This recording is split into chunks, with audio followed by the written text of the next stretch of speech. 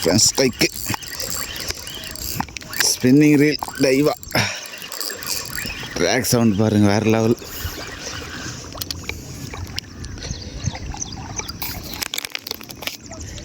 டைவா ரீலில் பிடிச்ச ஃபஸ்ட்டு மீன் பார்த்தீங்களாண்ணா?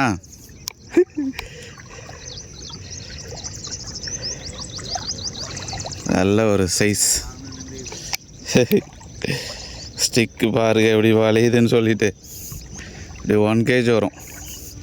1 kg இல்லை, ஒரு 3/4 kg வரும். தீர டைவா ஸ்டிக்கோட பவர் பாருங்கள். ஸ்பின்னிங் ரீலு ஃப்ரெண்ட்ஸ், இன்றைக்கி யூஸ் பண்ணியிருக்க ரீல் ராடு பார்த்தீங்கன்னா டைவா ஜூபிட்டர்.